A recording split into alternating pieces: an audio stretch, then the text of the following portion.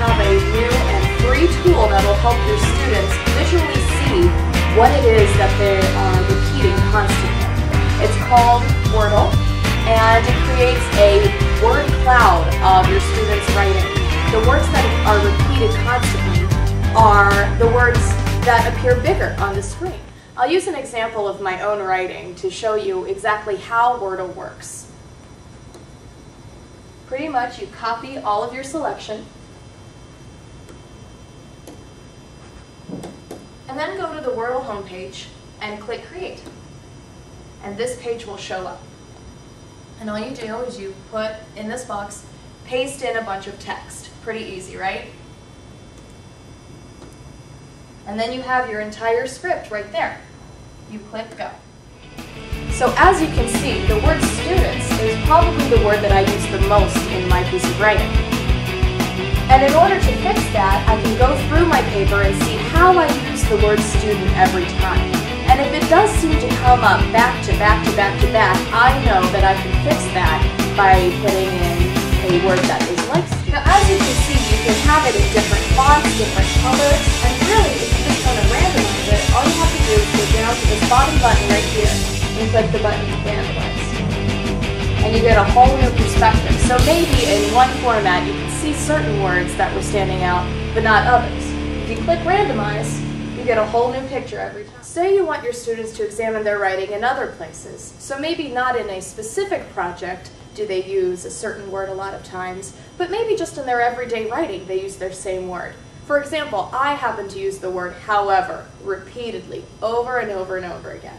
And I know that that's an issue with me. So maybe looking at my everyday writing will help me with that.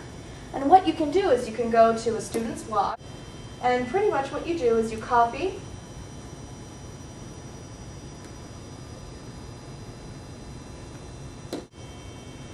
Now, as you can see, there's this little section down here where you can put in hyperlinks. Click that, and paste your hyperlink right into there, and click Submit. And then you have a Wordle from that website.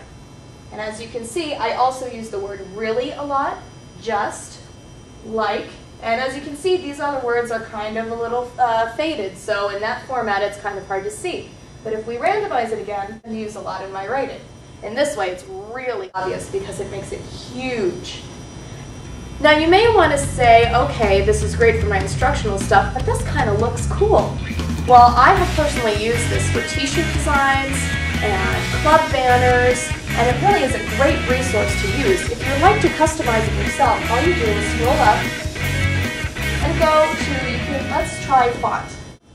And as you can see, you have a whole selection of different fonts to use. They're not regular fonts like you would find in Word, but they're kind of similar. For example, let's do Chunk 5. And this is the font you get for that. If you would also like to customize the orientation, you go to Layout.